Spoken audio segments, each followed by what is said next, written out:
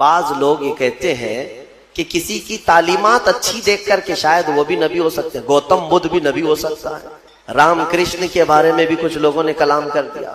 ہاں، یہ میں ان لوگوں کی بات نہیں کر رہا ہوں جو رام کرشن کے بھکت ہیں، بلکہ میں بعض مسلمان اسکالر کہے جانے والوں کی بات کر رہا ہوں۔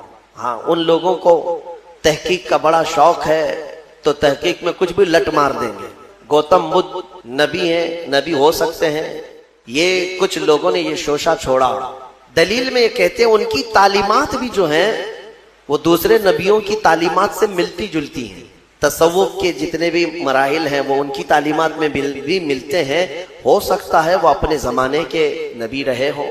ایک بات یاد رکھ لیں، آپ کو فارمولہ بتایا، اس پر ہمیشہ چلیے۔ آپ کسی کو بھی نام کے ساتھ نبی کہنے کے لیے ان کا نام قرآن میں یا حدیث میں آیا ہوا ہونا ضروری ہے۔ اگر قرآن و حدیث میں ان کا نام نہیں آیا تو چاہے اس کی تعلیمات سب سے اعلیٰ ہی کیوں نہ ہو، نبی ہم نہیں کہہ سکتے۔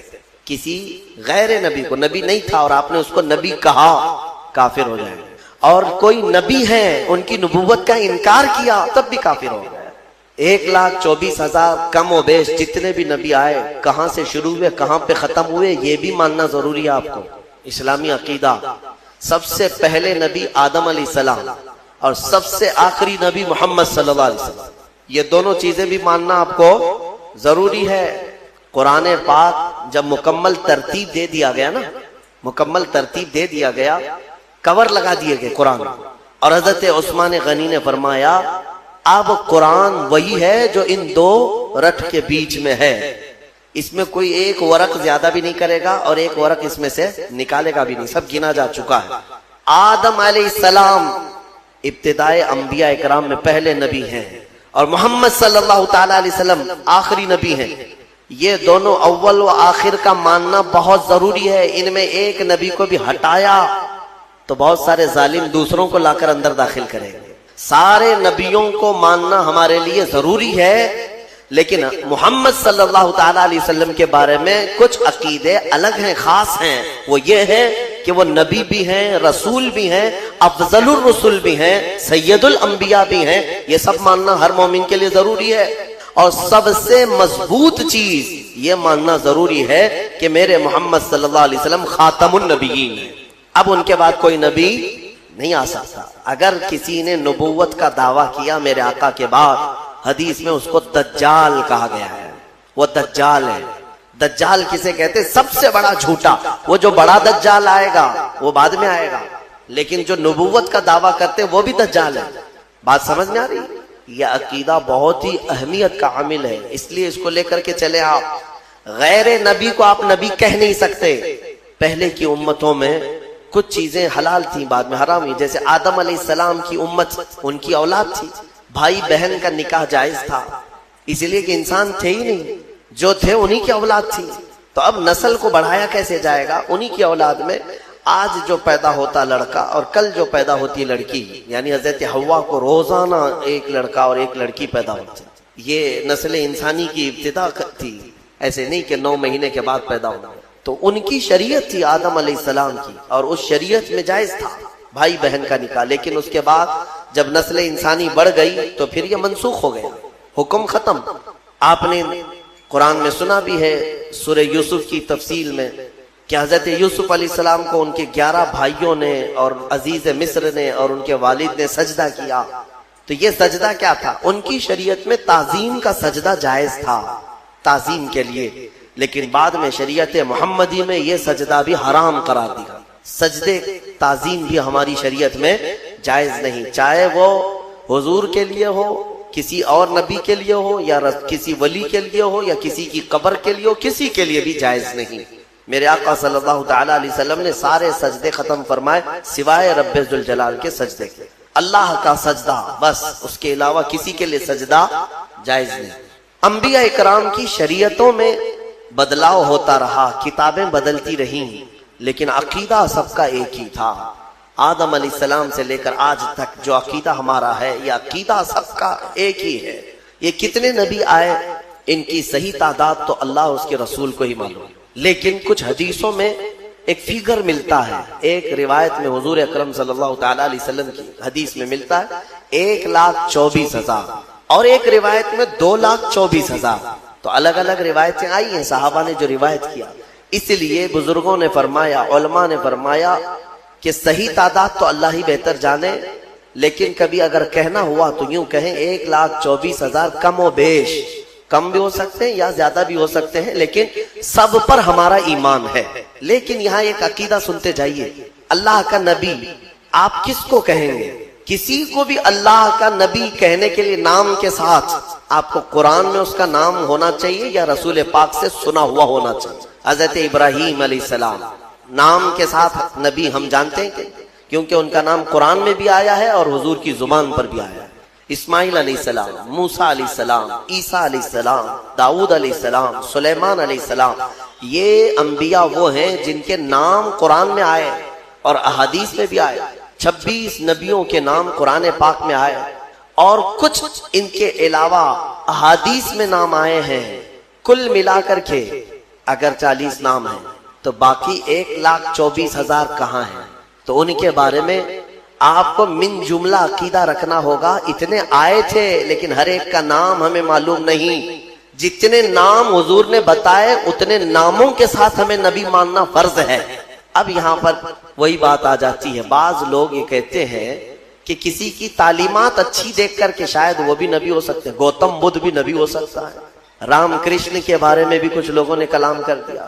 ہاں، یہ میں ان لوگوں کی بات نہیں کر رہا ہوں جو رام کرشن کے بھکت ہیں، بلکہ میں بعض مسلمان اسکالر کہے جانے والوں کی بات کر رہا ہوں.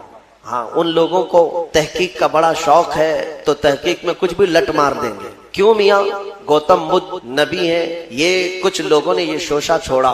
دلیل میں یہ کہتے ہیں ان کی تعلیمات بھی جو ہیں وہ دوسرے نبیوں کی تعلیمات سے ملتی جلتی ہیں. اخلاق کی تعلیم ہے، اچھائی کی تعلیم ہے، تصوف کے جتنے بھی مراحل ہیں وہ ان کی تعلیمات میں بھی ملتے ہیں. ہو سکتا ہے وہ اپنے زمانے کے نبی رہے ہوں. ایک بات یاد رکھ لیں، میں نے جو آپ کو فارمولہ بتایا اس پر ہمیشہ چلیے. آپ کسی کو بھی نام کے ساتھ نبی کہنے کے لیے ان کا نام قرآن میں یا حدیث میں آیا ہوا ہونا ضروری ہے. اگر قرآن و حدیث میں ان کا نام نہیں آیا تو چاہے اس کی تعلیمات سب سے اعلیٰ ہی کیوں نہ ہو، نبی ہم نہیں کہہ سکتے. اور اگر غیر نبی کو آپ نے نبی مان لیا کافر ہو جاؤ، معاذ اللہ ہے. کسی غیر نبی کو، نبی نہیں تھا اور آپ نے اس کو نبی کہا، کافر ہو جائے. اور کوئی نبی ہے ان کی نبوت کا انکار کیا تب بھی کافر ہو جائے. بات سمجھ میں آ رہی؟ یہ عقیدہ بہت ہی اہمیت کا عامل ہے، اس لیے اس کو لے کر کے چلے. آپ غیر نبی کو آپ نبی کہہ نہیں سکتے. حضور اکرم صلی اللہ علیہ وسلم کے پاس ایک جماعت آئی، انہوں نے سوال کیا کہ آسمان سے کتاب اتار کر ہمیں دکھائیں. تو اللہ تعالیٰ نے فرمایا یہ تو آپ سے یہ سوال کی ہے کہ آسمان سے کتاب اتار کر کے دکھائیں. اس سے بھی بڑا سوال انہوں نے موسیٰ علیہ السلام سے کیا تھا. کیا سوال کیا تھا؟ ارنا اللہ جہرتن، اللہ کو کھلے طور پر ہمیں دکھواؤ، ہمیں اللہ کا دیدار کراؤ تب ہم ایمان لائیں گے. تو یہ اس طرح کی جماعت ہے، اس سے بھی بڑا سوال کر چکی ہے موسیٰ علیہ السلام سے. اللہ تعالیٰ نے فرمایا ان کی انہی حرکتوں پر اللہ نے ان پر عذاب نازل کیا، یعنی بجلی کڑک جو ہے ان کو آ کر گھیر چکی تھی. پھر اس کے بعد یہ اتنی بڑی نشانیاں دیکھ کر کے اب انہیں باز آ جانا چاہیے پرانی عادتوں سے. لیکن ان یہودیوں کی ایک عادت یہ بھی ہوئی کہ وہ بچھڑے کی پوجا میں لگ گئے. یہ بچھڑا کیا تھا، کیا پوجا ہوئی، اس کی تاریخ ہے. سورہ بقرہ میں بھی اس کی بات گزر چکی ہے اور 16ویں پارے میں سورہ طٰہٰ میں بھی اس کا تذکرہ موجود ہے. بات در حقیقت یہ تھی کہ موسیٰ علیہ السلام کی جماعت میں سامری نام کا ایک شخص تھا. سامری حضرت موسیٰ علیہ الصلوۃ والتسلیم کی امت میں سے ہے اور قریبی تھا. جب فرعون کے لشکر نے پیچھا کیا موسیٰ علیہ السلام کی قوم کا، ایمان والوں کا، اور فرعون کا لشکر بہت بھاری بڑا حملہ آور ہوا، موسیٰ علیہ السلام اپنی جماعت کو لے کر کے نکلے. اب ایسی جگہ پر پہنچے کہ سامنے سمندر ہے اور پیچھے فرعون کا لشکر ہے، راستے بند ہو چکے تھے. آگے جاتے تو سمندر میں ڈوبنا ہے، پیچھے جائیں تو فرعون کے لشکر ہی ہلاک کریں. تو اس موقع پر اللہ رب العزت نے موسیٰ علیہ السلام کی مدد کے لیے ان پر وحی فرمائی، اے موسیٰ تم اپنے عصا کو سمندر پہ مارو. تو حضرت موسیٰ علیہ السلام نے سمندر پہ مارا تو 12 راستے اس میں نکلے، 12 راستے کھلے ہوئے راستے، ایسے کہ دھول اڑتی تھی. سمندر کے درمیان۔ اب موسیٰ علیہ السلام کی امت میں 12 قبیلے تھے، 12 خاندان تھے۔ ان ہر ایک قبیلے کو موسیٰ علیہ السلام نے حکم فرمایا کہ ایک ایک اپنا راستہ لے لے اور نکل جائے سمندر کے دوسرے طرف۔ موسیٰ علیہ السلام کی جماعت ان راستوں پر چل پڑی۔ فرعون کی لشکری پیچھا کرتے کرتے قریب تک آ گئے۔ اب انہوں نے دیکھا کہ موسیٰ علیہ السلام اور ان کی جماعت تو کھلے راستوں میں جا رہی ہے سمندر کے درمیان، تو انہوں نے فرعون کی تمام لشکریوں نے یہ سوچا کہ ہم بھی ان راستوں پر کیوں نہ چلے جائیں، تو ساری فوج اس راستے پر آ گئی۔ جب یہ درمیان میں پہنچے، اللہ نے سمندر کو واپس پھر سے ملا دیا، جیسا تھا سمندر ویسی، سب کے سب غرق ہو گئے۔ فرعون بھی اس میں ڈوب گیا، پانی کی موجوں نے اسے غرق کر دیا۔ موسیٰ علیہ السلام صحیح سلامت باہر نکلے۔ یہ واقعہ آپ نے سنا ہوگا اور قرآن پاک میں اس کا تذکرہ آیا ہے۔ اب موسیٰ علیہ السلام جب سمندر کو عبور کر کے دوسری سمت میں آئے تو یہاں اب معاملہ یہ تھا کہ اپنی قوم کو موسیٰ علیہ السلام نے روزہ رکھنے کا حکم دیا۔ یہ عاشورہ کا دن تھا، شکرانے میں انہوں نے روزہ رکھا، عبادت کیا۔ اب اللہ تبارک و تعالیٰ نے آپ کو کوہ طور پر بلایا۔ طور ایک پہاڑ ہے، آج بھی مصر میں سینا ایک علاقہ ہے اور اتنی لمبی پہاڑیوں کا سلسلہ ہے کہ ختم نہیں ہوتا۔ تقریباً 100 کلومیٹر تک بھی آپ جائیں تو پہاڑ ہی ہے، بیچ میں کوئی گیپ نہیں ملے گا۔ یہ پہاڑیوں کا سلسلہ ہے اور انہی میں سے ایک پہاڑ ہے سینا، اس کو طور سینا اس کو کہتے ہیں۔ اس پہاڑی کو مقدس کہا گیا ہے اس لیے کہ اللہ تبارک و تعالیٰ نے وہاں موسیٰ علیہ السلام کو بلایا۔ موسیٰ علیہ السلام اپنی قوم میں اپنے بھائی ہارون علیہ السلام کو نائب بنا کر کے گئے۔ ہارون علیہ السلام طبیعت کے بڑے نرم مزاج تھے، بڑے نرم سے۔ موسیٰ علیہ السلام کا جلال اور ان کے تمام رعب و دبدبے سے لوگ خوف کھاتے تھے، ڈرتے تھے۔ ہارون علیہ السلام کے ساتھ ایسا معاملہ نہیں تھا۔ موسیٰ علیہ السلام جب کوہ طور پر گئے تو 40 دن تک قیام کیا، واپس نہیں آئے اپنی قوم کے پاس۔ 40 دن تک وہیں ٹھہرے رہے کیونکہ تورات اتر رہی تھی۔ کوہ طور پر جب آپ گئے تو تورات جو اللہ کی کتاب ہے وہ اتاری جا رہی تھی۔ 40 دن لگ گئے، تو 40 دن جو یہ گیپ ہوا موسیٰ علیہ السلام کا، یہاں ان کی قوم میں کچھ خرابیاں شروع ہو گئیں، کچھ برائیاں شروع ہوئی، کچھ نہیں بلکہ بڑی بھیانک برائیاں۔ سامری نام کا جو شخص جس کے متعلق میں نے کہا، یہ بہت ہی چالاک آدمی تھا، چتر آدمی تھا۔ اس نے سارے لوگوں کے پاس جو سونا چاندی تھا سب جمع کروا لیا۔ سب نے سونا چاندی جمع کیا۔ کیوں؟ وہ کہہ رہا تھا میں تمہارا خدا سامنے دکھاؤں گا تمہیں۔ ہو سکتا ہے اس زمانے کا وہ ڈھکوسلہ پیر ہوگا، جیسے آج بھیجے میں دکھانے والے ہیں، اس وقت وہ میٹل میں دکھا رہا تھا۔ تو اس نے کہا کہ تم سب کے سب سونا اور چاندی لے کر کے آؤ۔ سب لے کر کے آئے، جس کے پاس جتنا سونا چاندی تھا وہ سب لا کر کے جمع کیا۔ اب وہ کافی بڑی تعداد میں ہوا۔ اب سامری نے کیا کیا، یہ سونا چاندی سب کا لے کر کے میلٹ کیا، اس کو میلٹ کیا، گرما کر کے پگھلایا، پگھلا کر کے اس سے ایک بچڑا بنایا، بیل کا بچہ۔ اور بچڑا جب سونے اور چاندی کے سارے دھاتوں سے مل کر کے بنا تو بڑا خوبصورت بچڑا تھا۔ واللہ عالم اس کے ذہن میں کیا بات تھی، کیا چل رہا تھا اس کے دماغ میں۔ ہو سکتا ہے اس زمانے کا وہ بہت ہی ذہین و فطین آدمی ہو۔ تو اس نے بچڑے کو بنانے کے بعد اب کیا کیا، اس بچڑے میں کچھ ایسی چیز ڈال دی جس سے وہ بچڑا بولنے کے قابل ہوا۔ سیل نہیں، بیٹری نہیں، یا کمپیوٹر کا زمانہ نہیں، بچڑا صاف بولتا تھا۔ لوگ اپنی حاجتیں لے کر کے آتے تھے، بچڑا ان سے بات کرتا تھا۔ اب سامری نے کیا کہا، اس بچڑے کو بنا کر کے کہا الہنا و الہ موسیٰ، موسیٰ کا خدا بھی یہی ہے اور ہمارا خدا بھی یہی ہے۔ موسیٰ طور پر گئے ہیں، خدا ہمارے پاس آ گیا ہے۔ تو سب کے دماغ میں بات آ گئی۔ اس زمانے میں ظاہر سی بات ہے بچڑا بولے گا تو تعجب ہی کی بات ہوگی۔ 4000 سال پہلے کی بات کر رہا ہوں۔ آج سے آپ میں سے بڑے حضرات بھی یہاں پر موجود ہوں گے، موبائل کا تصور بھی نہیں رہا ہوگا کہ کوئی ڈبہ ایسا ہوگا چھوٹا سا جس میں سے بات آ سکتی ہے۔ فون کو ہی لے کر کے، وائرلیس فون کو ہی لے کر کے لوگ عجب عجب حرکتیں کرتے تھے۔ ہم موبائل کے بھی زمانے کو ابھی ابھی دیکھ رہے ہیں نا۔ اب جو بزرگ حضرات ہیں انہوں نے سوچا بھی نہیں ہوگا کہ موبائل بغیر وائر کے کنیکشن کے ایک جگہ سے دوسری جگہ کیسے بات کرا دے گا۔ بات نہیں، پوری ویڈیو کر کے ایک دوسرے کو دکھا بھی دیتا ہے۔ یہ چند سالوں پہلے نہیں تھا۔ تو ہمارے جو باپ دادا تھے ان کے لیے تو تعجب کا ہی مقام ہوگا نا۔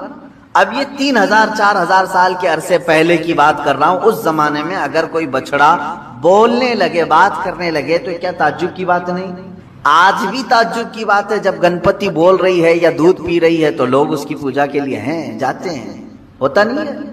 بات مشہور ہوتی ہے کہیں کہیں کی، ہم تو جا کر دیکھے نہیں ہیں، ہوتا ہوگا، ہمیں تو معلوم نہیں ہے. لیکن آج بھی اس ترقی یافتہ زمانے میں بیٹری کا زمانہ ہے، سیل کا زمانہ ہے، الیکٹرانک ساری چیزیں آ گئی ہیں، لیکن اکا دکا خبریں آج بھی کسی گاؤں سے آتی ہیں کہ فلاں بھگوان دودھ پی رہے ہیں یا لڈو کھا رہے ہیں، تو لوگ یقین بھی کرتے ہیں اور اس کی طرف چڑھاوے زیادہ بھی ہوتے ہیں. تو اب آپ اندازہ کرو 3000 سال پہلے جب سامری نے بچڑے کو لائیو بولتا ہوا دکھا دیا تو کیا ان کے عقیدوں کا کیا حال ہوا ہوگا. اسی لیے میجورٹی اس میں اس کی عبادت میں لگ گئے. بچڑے کی ایسی محبت رچ بس گئی کہ سجدہ بھی اسے کرنے لگے، مانگنے بھی اس سے لگے، اعتکاف بھی کرنے لگے، نظر و نیاز بھی کرنے لگے، منتیں کرنے لگ گئے بچڑے کے سامنے. یہ 40 دن میں اتنا سب برا حال ہو گیا. ایمان والی قوم کا، فرعون کا نہیں، ایمان والی قوم کا یہ حال ہو گیا. موسیٰ علیہ السلام 40 دن کے بعد واپس تشریف لائے. اچھا، ان دنوں میں آپ کے ذہن میں یہ سوال آ سکتا ہے ہارون علیہ السلام کیا کر رہے تھے؟ کیونکہ موسیٰ علیہ السلام کے بھائی ہیں اور ان کو وہ نائب بنا کر کے بھیجے تھے. ہارون علیہ السلام کو جو منع کرنا تھا وہ منع کرتے رہے، لیکن اکثریت جو ہے وہ سامری کے جادو کو دیکھ کر کے اس طرف چل پڑی. تو جو لوگ بچ گئے وہ ہارون علیہ السلام کے ساتھ تھے. چند ایمان والے بچے رہے، اور ہر زمانے میں ایمان والوں کی تعداد رہے گی. ایسا نہیں کہ پورے روئے زمین پر ختم ہو جائیں گے. موسیٰ علیہ السلام نہیں تھے تب بھی ایمان والے موجود رہے ہارون علیہ السلام کے ساتھ. 40 دن کے بعد واپس تشریف لائے موسیٰ علیہ السلام طور سے. دیکھا اپنی قوم کو، یہ کیا ہو گیا؟ تم لوگوں نے بچڑے کو کیسے معبود بنا لیا؟ اور پھر اس کے بعد سامری کو گرفتار کر کے موسیٰ علیہ السلام لے آئے. تو نے بڑا کھلا شرک کیا، تیرا قتل واجب ہے، تجھے مارا جائے گا. لیکن یہ تو بتا اس کو بولنے کے قابل تو نے بنایا کیسے؟ لوگوں کا سونا چاندی سب میلٹ کیا، اب بنایا کیسے تو نے اس کو؟ خیر ہے، آپ دیکھیں سامری اس زمانے میں بچڑے کو بولنے کے قابل تو بنایا، لیکن بچڑے کے بھیجے میں خدا نہیں دکھایا. یہ اس زمانے کا کمال ہے. وہ جادو جس طرح سے بھی کیا ہوگا، لیکن اس نے کہا یہی خدا ہے.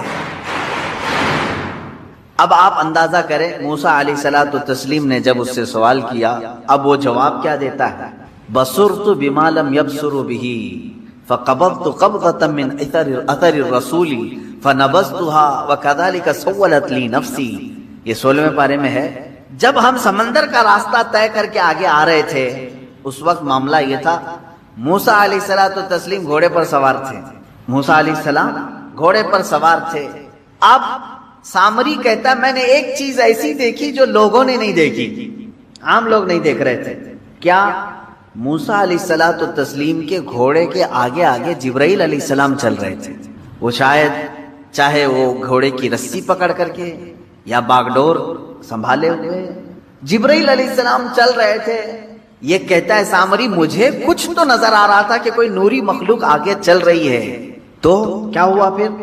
وہ کہتا ہے کہ میں جبرائیل کے پاؤں کے نیچے کی مٹی اٹھاتا رہا. قرآن میں ہے یہ، جہاں جہاں سے وہ چلتے جا رہے تھے ان کے پیروں کے نیچے کی میں مٹی اٹھا رہا تھا. فقبضت قبضة من اثر الرسول، اس قاصد اس فرشتے کے پیروں کے نیچے کی مٹی میں اٹھایا. پھر کیا کیا؟ کہا وہی مٹی، اسی مٹی کو لا کر میں نے بچڑے کے منہ میں ڈالا، یہ بولنے لگ گیا. اللہ اکبر. یہ قرآن کا فلسفہ ہے میرے عزیزو. یہاں سے کئی باتیں ہمیں سمجھ میں آتی. یہ کون سا بچڑا تھا جس کا تذکرہ چل رہا ہے یہاں پر؟ وہی بچڑا ہے. اب عبادت اتنے سارے لوگوں نے کیوں کیا یہ بھی آپ کو سمجھ میں آ گیا. اس زمانے کا وہ بہت بڑا کمال تھا، بہت بڑا. اس زمانے میں کمال سمجھتے ہیں. کہہ تو رہا ہوں بھگوان جب دودھ پینے لگے، لڈو کھانے لگے تو اس زمانے میں کمال سمجھتے ہیں. 3000 سال پہلے کیا حال ہو. اب آپ ہزاروں لوگ اس میں جو گمراہ ہوئے تھے، شرک کیے، حکم ان کے لیے یہ آیا کہ ان سب کو قتل کر دیا جائے. سارے لوگوں کو مار دیا گیا. قتل وہ سخت ترین حکم تھا بنی اسرائیل کے لیے. وہ قتل ہو گئے. جتنے عبادت کیے تھے بچڑے کی وہ سب ختم ہو گئے. اب اندازہ کریں آپ، یہاں سے کئی باتیں اس سے سمجھ میں آتی ہیں. سامری کا بھی قتل ہوا، اس کے پیچھے جتنے لوگ چلے تھے ان کا بھی قتل ہوا۔ سب سے پہلی چیز اس واقعے سے ہمیں جو چیزیں ملتی ہیں نکل کر کے، وہ کیا کیا ہے؟ پہلی چیز تو یہ ہے کہ قوم سے جب رہبر دور ہوتا ہے تو قوم بگڑ جاتی ہے، پہلی چیز یہ ہے۔ اسی لیے کہا گیا کہ زیادہ دیر تک قوم کو خالی نہ چھوڑا جائے، اور حضور اکرم صلی اللہ علیہ وسلم کی حدیث بھی ہے، جس قوم کا کوئی امام نہیں، جس کی گردن میں کسی کی بیعت نہیں، تو وہ شیطان کا کھلونا بن جاتا ہے، شیطان اسے ادھر کھینچتا ہے ادھر کھینچتا ہے۔ ید اللہ علی الجماع، اللہ کا دست قدرت پوری جماعت پر ہے، جس کی کوئی گائیڈنگ کر رہا ہو، لیڈنگ کر رہا ہو، امام ہو۔ من شذ شذ فی النار، حضور فرماتے ہیں جو جماعت سے ہٹا اسے تنہا جہنم میں ڈالا جائے گا۔ جماعت کا مطلب کیا ہے؟ یہی تمام یونٹی اسلام اور مسلمانوں کی۔ عزیزان گرامی، 40 دن موسیٰ علیہ السلام نہیں تھے اپنی قوم کے ساتھ، تو کیا ہوا؟ سب بچڑے کی پوجا میں لگ گئے۔ اب یہاں اندازہ کریں آپ، برسوں برس جن کے درمیان کوئی شیخ نہ ہو، کوئی عالم بعمل نہ ہو، کوئی ان کی صحیح تربیت کرنے والا نہ ہو، تو پھر کیا ہوگا؟ سب ہوس کے پجاری ہو جائیں گے۔ یہ اور بات ہے کہ اللہ نے بچا رکھا ہے، آج بچڑے کی پوجا تو نہیں کر رہے، لیکن اپنی خواہشات کی پوجا تو کر رہے ہیں۔ آج تقریباً جو مرضی میں آئی اس چیز کو عمل کر لے جانا، یہ پوجا ہی تو ہے۔ ہر خواہش کو پوری کر لینا کہ ابھی ہم نے سوچا اور یہ ہونا ہی ہے۔ اسی لیے قرآن کہتا ہے ارأیت من اتخذ الہہ ہوا، اے رسول کیا آپ نے دیکھا کچھ وہ لوگ ہیں جو اپنے خواہشوں کو معبود بنائے ہوئے ہیں، اپنے خواہشوں کو خدا بنائے ہوئے ہیں۔ کیسے؟ دیکھیں، خدا وہ ہے جس کی ہر بات مانی جائے گی، ہے نا؟ خدا کی ہر بات ماننا ضروری ہے۔ اگر ایک بھی بات کا انکار کیا خدا کی تو تم بندے نہیں۔ خدا کی ہر بات مانی جاتی ہے جس طرح سے، اس طرح بعض بندے ایسے ہیں جو اپنی طبیعت کی ہر بات ماننے کو تیار ہیں۔ نہ مانو ہر بات اس کی، ہر بات اس کی نہ مانو، اور اس کو تم خدا کا درجہ دو گے تو ہوگا کیا؟ اللہ تبارک و تعالیٰ اپنے رسول سے فرماتا ہے، کیا اے حبیب ایسے لوگوں کی آپ سفارش کریں گے جو صرف اپنی خواہشات کی پوجا کر رہے ہوں؟ عزیزان گرامی وقار، جس طرح سے بنی اسرائیل بچڑے کی پوجا میں لگ گئے، مجھے ایسا لگتا ہے اس دور میں بہت سارے لوگ اپنی خواہشات کی پوجا میں لگ گئے۔ انہیں کسی چیز کی خواہش تھی جس کی وجہ اس کو پورا کرنے کے لیے وہ ہر کام کرنا کے لیے تیار ہے۔ ایک کرسی چاہیے، ایک کرسی چاہیے، یہ تمہاری خواہش ہے۔ اب یہ کرسی کی خواہش تم سے ہر کام کرا لیتی ہے، یہ عبادت نہیں ہے تو اور کیا؟ تم اپنی خواہشات کی بات، ایک وقت کا تمہیں گوشت چاہیے تھا کھانے کے لیے، پیسے نہیں تھے، لیکن خواہش کو پوری کرنا ہے، یہی خواہشات نے تمہیں چوری کرایا یا دھوکہ دلوایا، دھوکہ دینے پر آمادہ کیا۔ یہ تمام چیزیں کر کے تم اس برتن تک پہنچتے ہو جو تمہاری خواہش ہے۔ ہر خواہش کو پوری کرنا ضروری نہیں۔ اب ایک بات اس واقعے سے ایک جو سب سے بڑا سبق ملا وہ یہ ہے کہ قوم کے درمیان ان کا رہبر اس کا ہونا ضروری ہے، اور قوم بغیر رہبر اور رہنما کے، بغیر عالم دین کے نہ رہے۔ وہ انبیاء تھے اور علماء نائب انبیاء ہیں۔ ہر جماعت میں، ہر قوم میں، ہر محلے میں ایک عالم کا ہونا ضروری ہے جو ان کی اصلاح کرے، ان کی تربیت کرتا رہے، اور ان کو برسوں برس چھوڑے رہو گے تو دلوں میں زنگ لگ جائے گا، جو آج ہو رہا ہے۔ دوسری چیز اس واقعے سے یہ بھی پتہ چلتا، یہ ایک تو 40 دن کا گیپ جو اس قوم کو شرک میں لے آیا۔ دوسرا اس سے جو ملتا ہے کہ قوم ہمیشہ جو ہے چمتکار کو، جو دکھنے والی ہے، اس کی طرف بڑھ جاتی ہے ہمیشہ، کیونکہ ہارون علیہ السلام تھے جماعت میں، تو آپ نے ایسا کچھ دکھایا نہیں، یعنی بولتا ہوا بچڑا، بولتا ہوا